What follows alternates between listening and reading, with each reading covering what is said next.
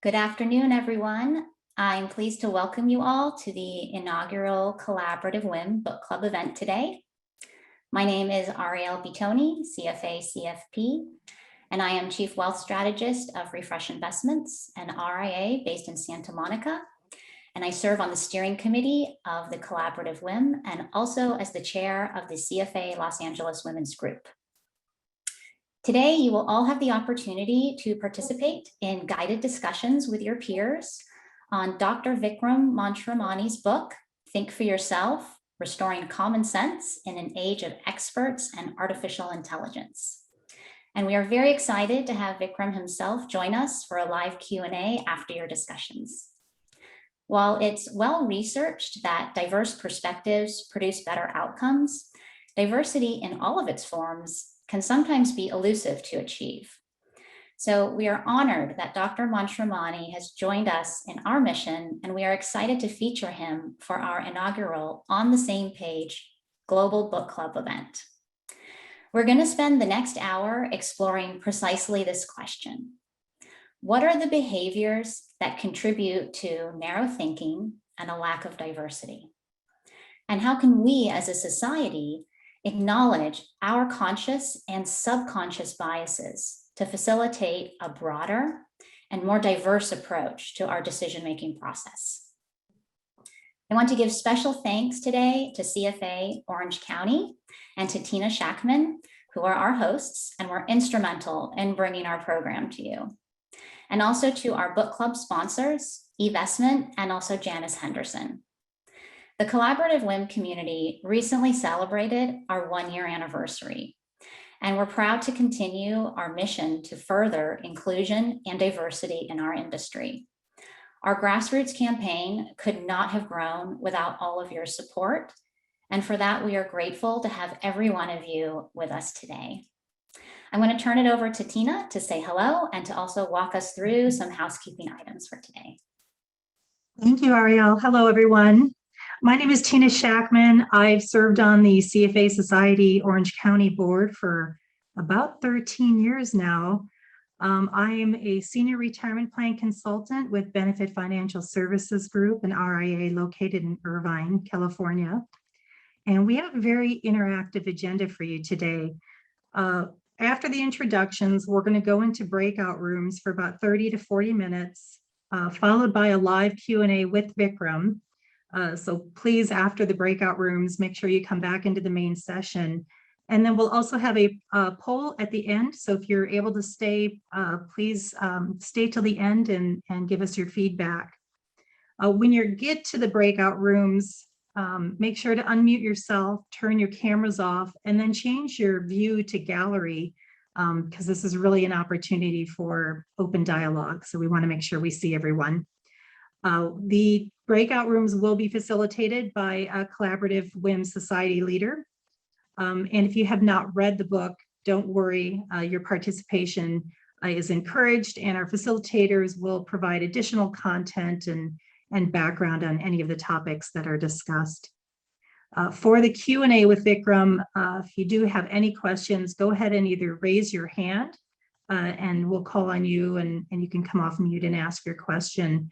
Or you can just send a direct message in the chat box directly to Ariel, and she'll ask your question on your behalf. And then also, if you've just joined, please make sure that you update your name in the Zoom window to your full name and your affiliation group. I'm going to go ahead and pass it back to Ariel, and we'll get started. Perfect. Thank you, Tina. Also, if you are comfortable, you can also put your questions directly into the open chat if you don't mind everyone else seeing them. So we'll find them either way, if it's directly to me or in the chat room. So as we get ready to go into our breakout rooms, we'd like you all to participate in a quick poll that's going to pop up shortly.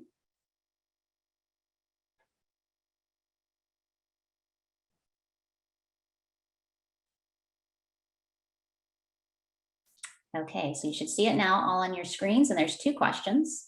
The first one is, have you ever blindly followed GPS and ended up driving or walking in a loop?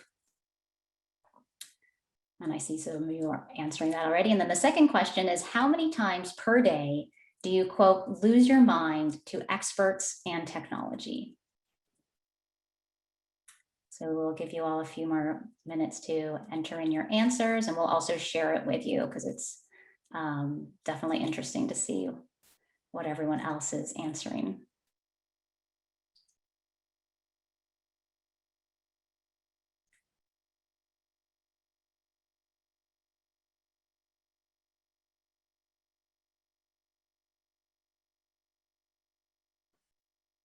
Perfect. So we're going to go into our breakout rooms in just a moment, and feel free as you get into the rooms, introduce yourselves, and you can also start sharing some of the answers that you chose to these two questions to kick off your discussions.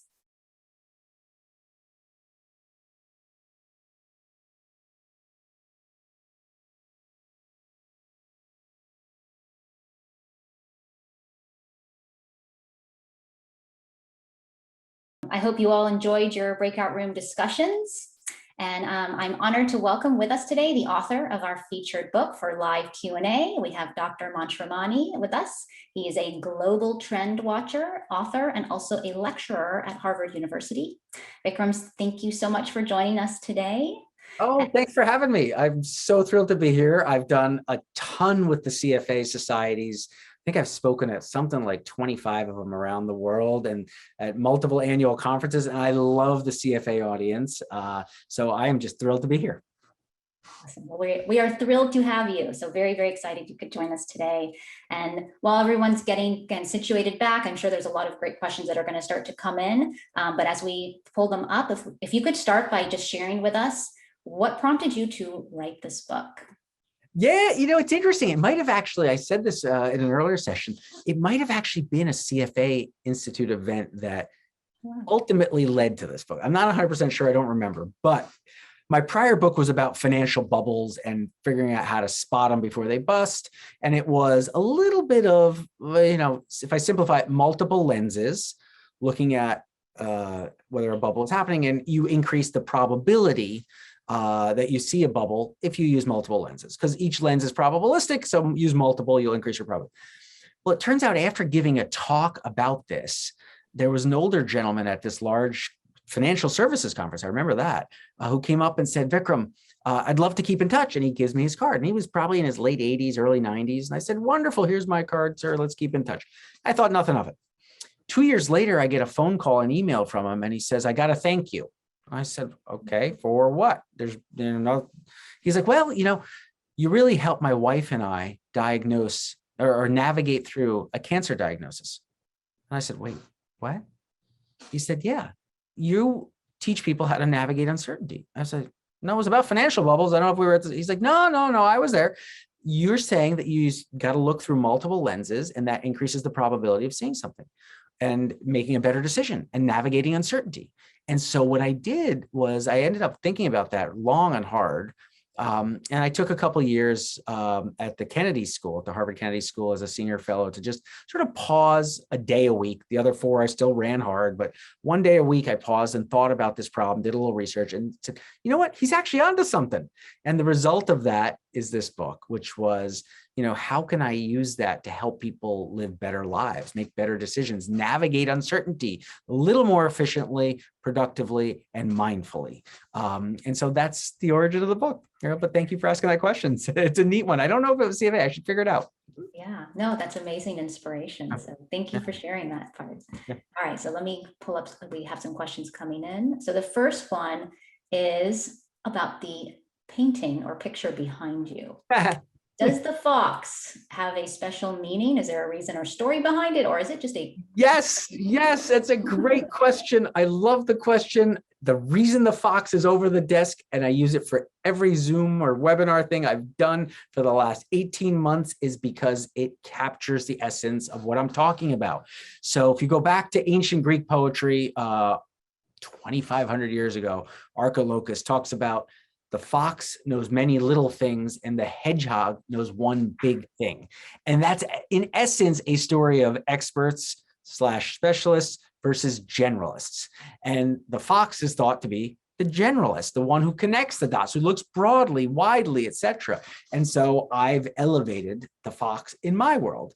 Now, I guess we could, it's a little bit messy, but we're on Zoom and we're live and you guys are all part of, it's recorded, but friends, but look, down on the ground, there's a little hedgehog.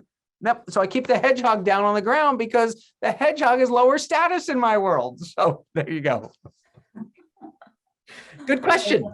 I love that. Yes. Yeah. Thank you. So, but it's sort of a fun ice-breaking kind of question. And I leave the fox there for that reason, because, you know, I've done some of these virtual keynote talks where, you know, we're doing the AV check and the AV group will be like, fox is distracting. Please take down the fox. Let's put, I said, no way. That's signature move here, people. This is my virtual/real background. Oh, I love it. No, I think that's great. Definitely love that. Yeah. And just a reminder for anyone who has questions, you can go ahead and use either the raise the hand function, I'll call on you, or you can go ahead and put them in the chat box as well. So Sarah, I see you with hand raised. If you want to come off mute. Hi, Vikram. It's good to see you again. Long time no see. Hi, Sarah. How are you? Doing well, thank you. So I hope everyone's discussion was as fun as ours, but I wanted to ask a question on behalf of our group from our new friend Hannah at CFA Winnipeg. With all of the info that we have, how do we sort through the true expert? How do we sort through to find the true expert out of all the experts? Yeah, so embedded in that question is a belief that there is a correct answer, that you can maximize, optimize, find perfection, which I disagree with, right? So right off the bat, the premise of the question is that there is one source that you are willingly ready to outsource entirely to. And I'm asking you to triangulate. I want you to use multiple perspectives, not just one. And so I believe every expert has something to offer in some little domain. Now, we're not talking about frauds or completely misleading, et cetera. But if you're talking about a person who thinks one way about a particular problem and another person who thinks a different way about a particular problem, I mean, maybe one's better for you. Maybe one's more expert for the problem you face. But ultimately, I am a big believer that every perspective is biased, every perspective is limited, and every perspective is incomplete. So the suggestion that one person can provide the sort of magic bullet, to me, doesn't feel right, particularly in situations where you're navigating uncertainty and grappling with this issue. Now, if you happen to be in a situation where you know the problem, oh, we've had a leak and the building is lopsided and we need the best structural engineer to come in and have a water remediation problem, whatever it is, there's an engineering problem that's known and identified, and we need an expert to come in and do that. Then my guess is your question would be you'd probably answer it yourself. Oh, this person's done this 100 times. They've got the right credentials. That's the right expert. If it's a question of the value they're bringing, it's probably because we don't understand the problem enough. And that means each perspective will be biased, limited, and incomplete. So anyway, sorry, Sarah, for the long-winded answer. Perfect. Thank you. Thank you for that, Vikram. So our next question is from New Mexico, where people are still raving about your presentation. Oh, yes, CFA New Mexico. Yep. Love them. Love all groups, though. Sorry, I'm an equal opportunity lover here. Love all CFA societies. So the question is, given the acceleration of specialization and dominance of technology, what is the future for a liberal arts education? I'm a huge believer in liberal arts. I think it's the essence of what we need to navigate uncertainty. I think liberal arts is what, we need more than anything else, because it sounds cliched. It is cliched. I think it's also true. Liberal arts teaches people how to think, not what to think. And how to think is about having multiple mental models from different disciplines and applying them in an appropriate way for an appropriate situation.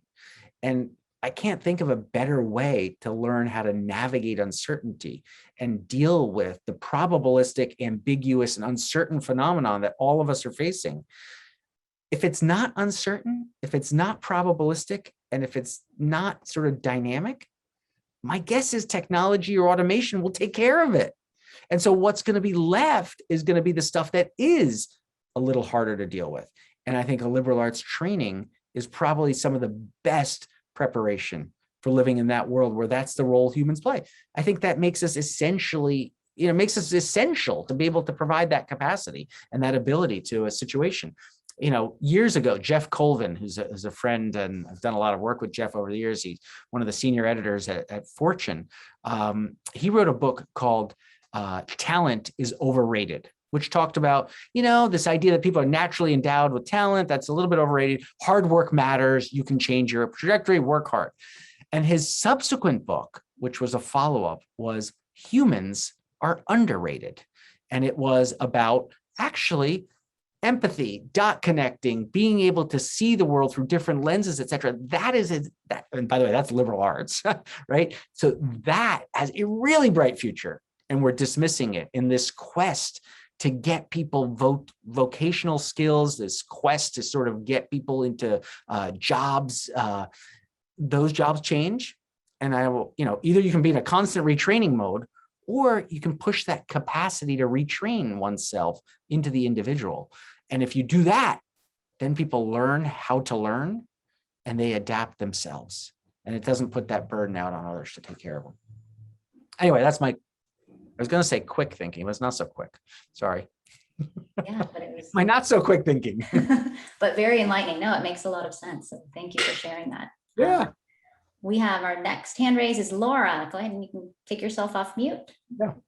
Wonderful. Thank you. So thank you for being here. Glad I can interact and ask you a question here. So in my career, I've had the benefit of being a member of organizations that have gone through some significant growth. And I have watched as at different times we have chosen to silo different activities and teams for the purpose of efficiency. And through that process, at times we lose the ability to problem solve as quickly and as nimbly as maybe you could when somebody has the whole picture. So, very in line with the dynamics you discuss in your book. I'm curious, maybe specific to our industry, where kind of profitability is always in focus. And sometimes the generalist approach, I think, might be harder to do attribution around and kind of find the ways that there's still economic efficiency in a generalist approach. So what are your thoughts around kind of leadership in the finance industry, appropriately valuing that generalist insight and then making change in our corporate governance and structures to kind of reflect that acknowledgement? Yeah, interesting. There's a lot of questions you asked there, Laura. At least I'm hearing a lot of questions. One is sort of leadership development, it sounded like. Two was governance. I'm scribbling these down here, see if I can keep them all straight. And then three was, I don't want to say this, but I think I'm hearing, is there some value in diversity that's different than economic logic or efficiency? That's something, there's something I couldn't quite get my arms around it. But let's just address those. Oh, sorry, Laura, go ahead. Oh, sometimes to say that it's difficult to do such a direct one-for-one attribution of this input produces that output when it's in a generalist kind of ecosystem. Yeah, I mean, the attribution part is a difficult one where what we do need to do is get more mission oriented as a team. And if we're mission oriented, then the attribution doesn't matter as much as, here, the seven of us worked on something and we got this done and we were wildly successful and that's a win, right? That's a win, as opposed to, oh, this silo was responsible, this one's not. Then you're in a pie dividing concept rather than a pie enhancing or growing concept. So I think that's the best I can say there. I don't have much to add in terms of attribution. In terms of leadership development and leaders at the top, oftentimes people come up a corporate ladder in a silo in these large bureaucratic organizations. I'll give you a couple exceptions where that wasn't the case. For many decades, General Electric didn't allow that. It wasn't climb up, it was go, move over here, move over here, move over here, spend a little time in aircraft engines, go down and do power marketing, go do financial services, finance, do that, and sort of move it around. Aircraft engine operations, it's just all over the place. It was discombobulated. And they produced perhaps the best general management leaders this country had for many years. And they occupied, even if you were a top 20 executive at at GE, you were destined to be a Fortune 500 CEO somewhere, if not there, elsewhere, because people valued that.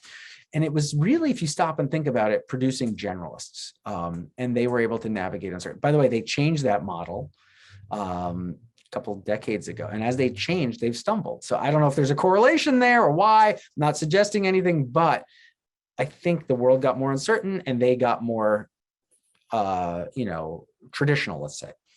So I think one of the things we should think about is in developing leaders, and our leaders today need to think about succession. So in that sense, leaders should be thinking about developing leaders in this way.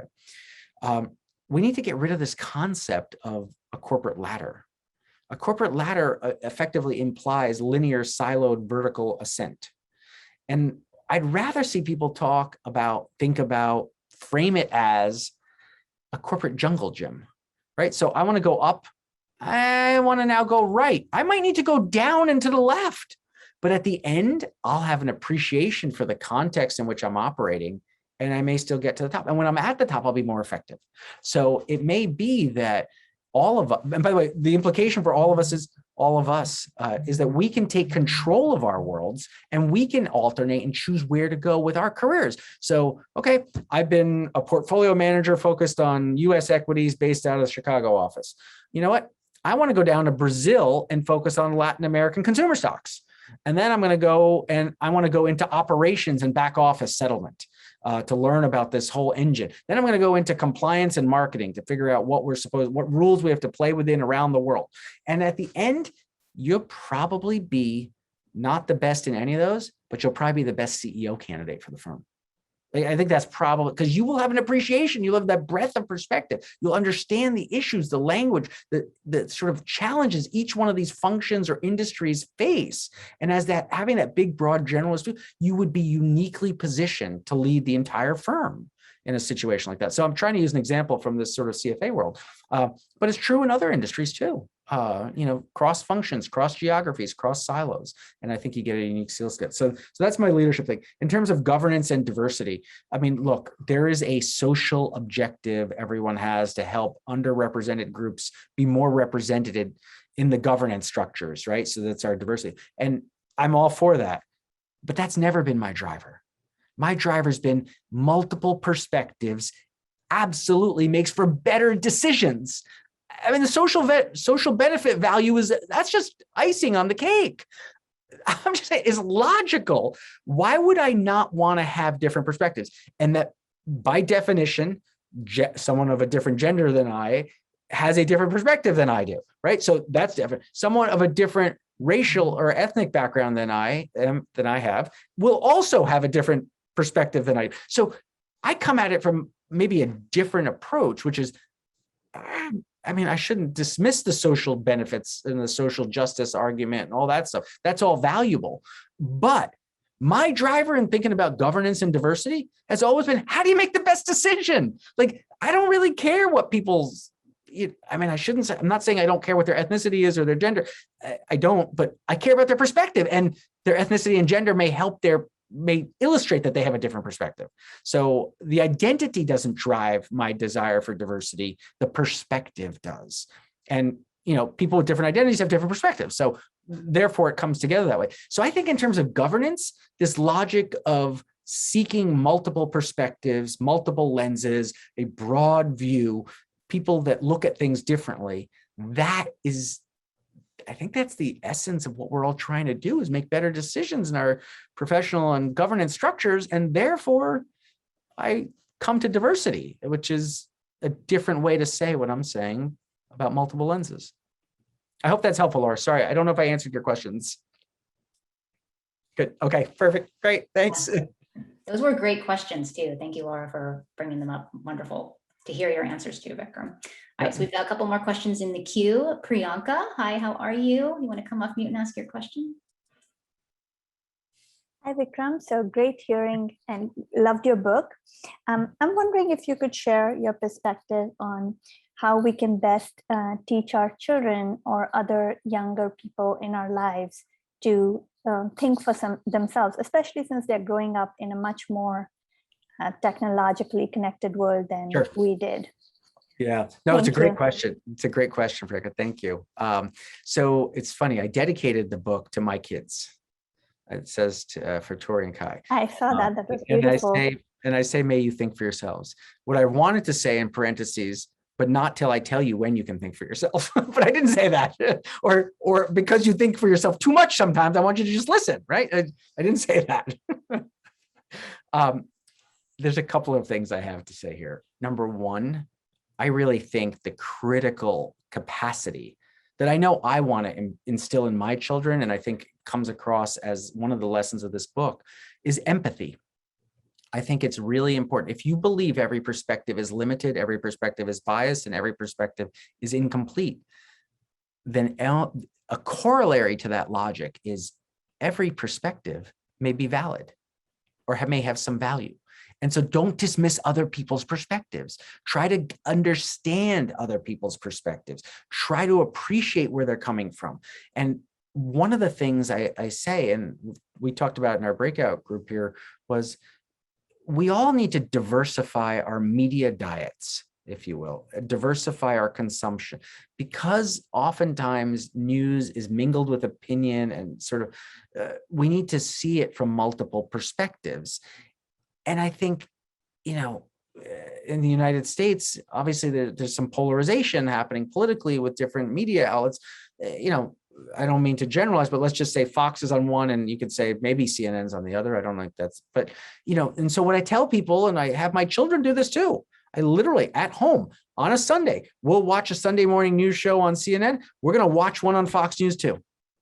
I'm not going to tell them what to think about it, but I want them to get that breadth of perspective, the appreciation that there is another argument to be made, and then you choose which one you believe. But if you only get one, you're not making a choice. You're regurgitating. You're not thinking. You're repeating. And that was a lesson that I keep trying to teach my children from this way. And I think empathy is really the word, I think, that captures what I'm saying, which is, I want them to not dismiss someone as, oh, what, that person makes no sense at all. Well, hold on. Well, what might that person be thinking? What is their perspective? Because maybe it's valid. Maybe we're not the right. Maybe they're the right. And maybe we're the weird one, right? So anyway, that's what that would be my quick reaction to the question. Thank you. That was great. Thank you. Thanks. Carly, you are next on.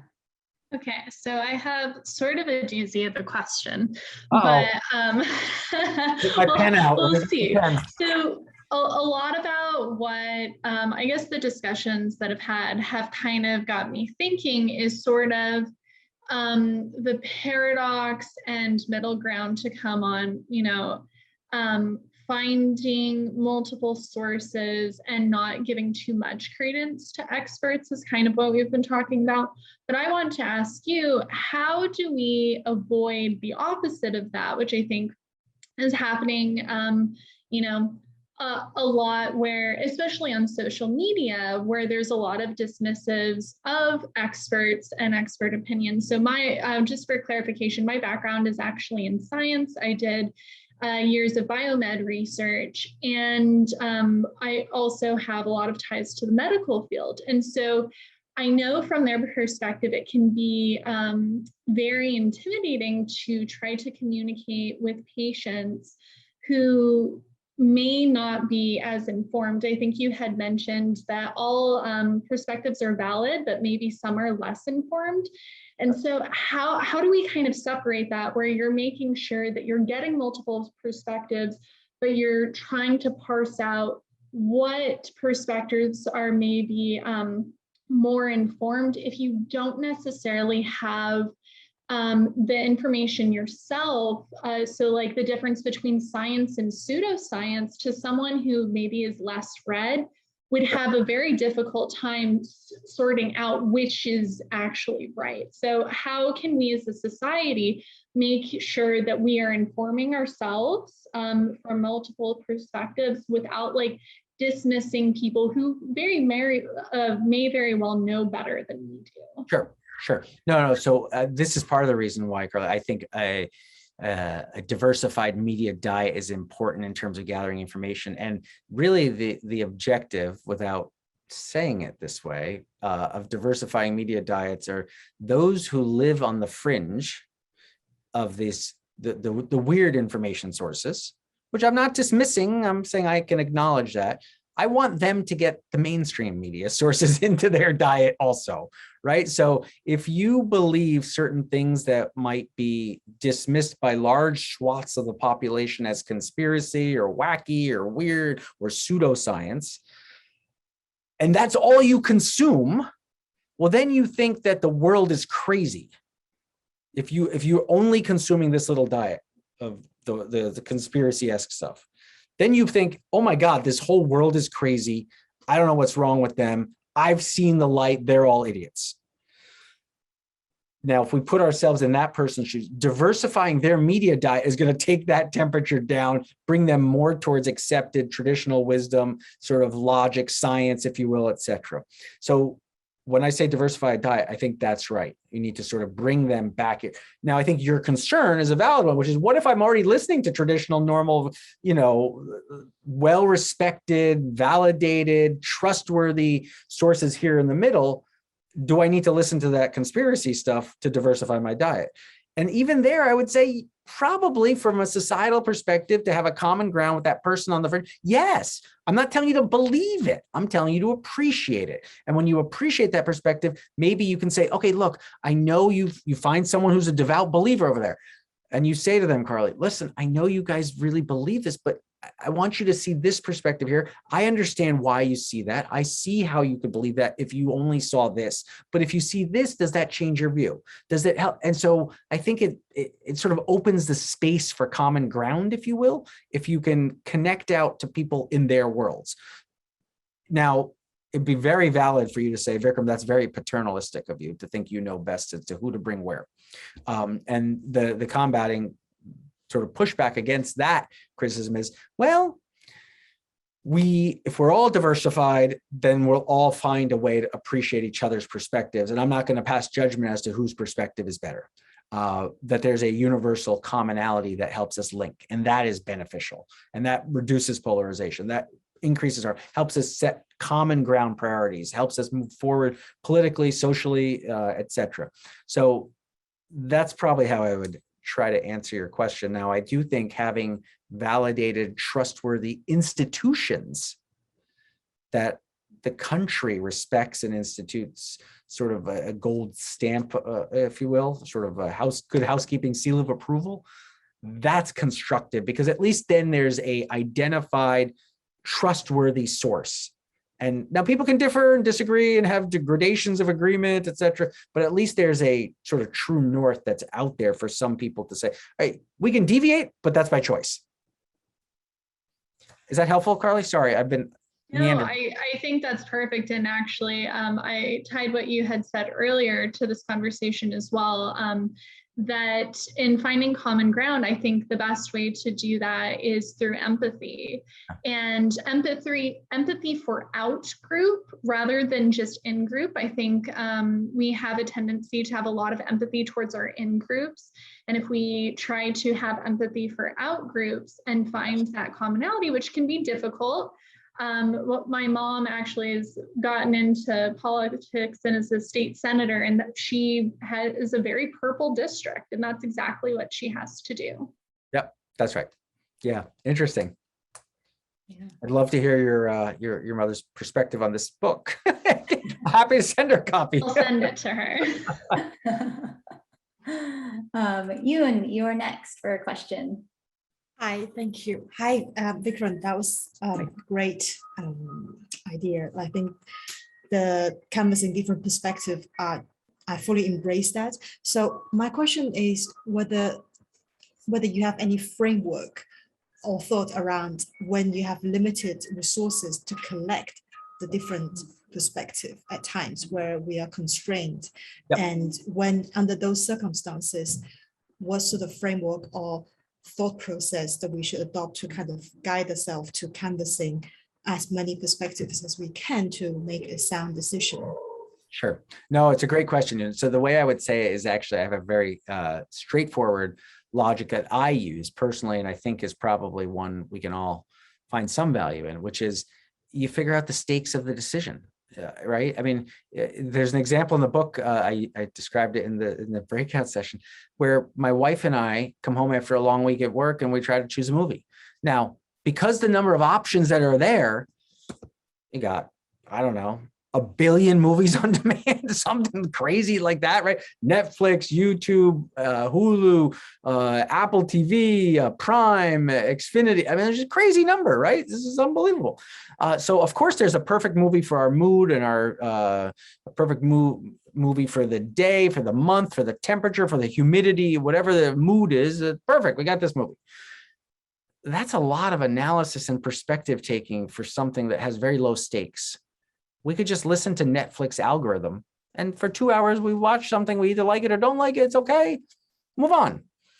Now, if it's a health decision that may affect one of your children's lives, my guess is you're gonna say it's probably worth more time, energy, effort to get more data, more perspectives, see more experts, and triangulate. And now we're just talking about gradations between there. And it's the gradations, I think, come in terms of the stakes to you and the mission of what you're trying to achieve. If you're trying to just achieve 2 hours relaxing at the end of a week watching a movie, that's one thing. If you're trying to navigate a complex medical situation for a child, that's a different thing. So I would say that's how I would manage the sort of intensity of effort. And then in terms of getting multiple perspectives, one thing I always insist in my corporate board advisory work that I do, and even some of the speaking I do for smaller groups, I tell them in sort of the takeaways, the how-tos, if you will. I say, it's always important to have disagreement. Don't make a decision where you have agreement. And people are always like, wait, what? Isn't that the whole point, to get to consensus? I said, nope. What you want is disagreement. If you get disagreement, you understand the issue, the pros, the cons. And some groups have trouble doing this for cultural reasons. Corporate boardrooms don't like it. It's nice, play nice, work nice, sort of teamwork. And they try to get to consensus. And I say, fine, you can do that, but I want you to install a devil's advocate. Have someone whose structural role is to disagree. It's not personal. That's their job. We tasked you in this group to come up with the reason we should not do it. Or in that group, we're going to have Carly tell us why we're wrong, not why we're right. And it's not personal, right? Because if it ends up being that someone adopts that role without it being assigned to them, if I go to this meeting and I say in, Carly says out, I say up, Carly says down, I say left, she says right. You know what? Carly's not really nice. I'm not going to work well with her because it seemed personal now. Everything I say, she says the opposite. Instead, we say this week, before our big decisions, Carly's playing the role of devil's advocate. Next week, it's going to be Priyanka's playing the role of devil's advocate. Next week after that, Ariel's going to play the role of devil's advocate. And they are the assigned no person. You take away the personal side of it. Now it's just, are we operating with the right assumptions? Have we thought through the right risks and the possible ways this could go wrong? And so that's really what I try to do. So number one, stakes matter. And then number two, always get disagreement. Hopefully that helps you. Yeah. Definitely. Thank you so much. Yep, my pleasure. Thank you, Yun, for your question. So there is one more. I know we're right up against the end of our time schedule today, Vikram, but I do want to ask this one last question, if you have time for it, from one of the breakout groups. They were wondering whether women or men are more likely to think for themselves. I don't know if I have an answer to that question. There's some interesting research about multitasking and other gender-related topics that you might argue dance on the edges of this, but I don't think there's a good answer that I feel comfortable giving about who thinks for themselves. I think it has to do with sort of maybe how you get raised, the context, how uncertain your world is, whether you need to rely on different perspectives earlier in life. I don't know, but I think everybody can do this.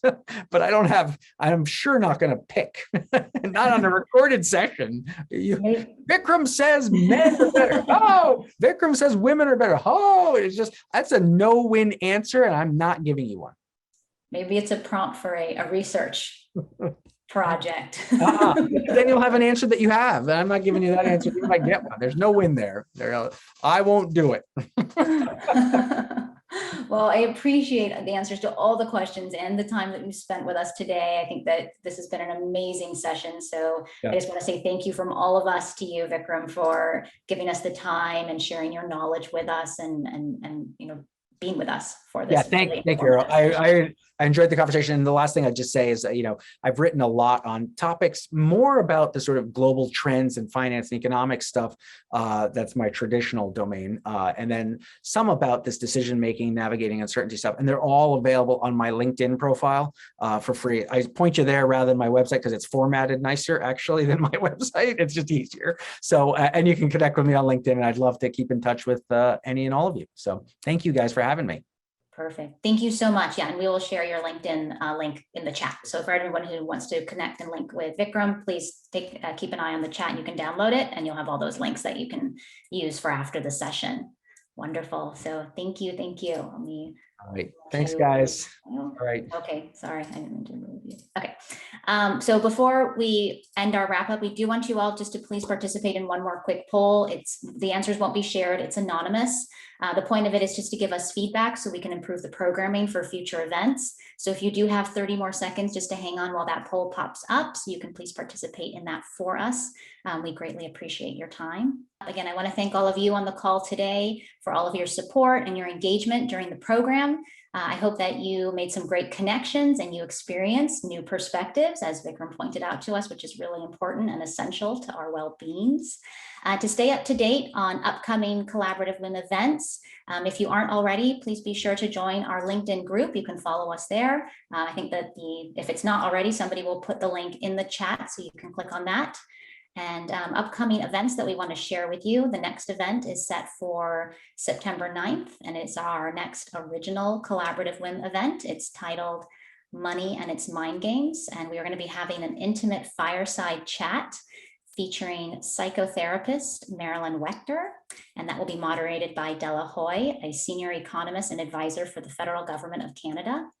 And our next book club event is October 13th with also another live Q&A, and it's with the author Andy Molinsky on his book entitled Reach. So both of those will come up shortly. You'll be able to see those flyers that'll come up at the end. And be sure to, again, like I said, download the chat. We hope to see you soon at another collaborative WIM event, and we hope you have a great rest of your day.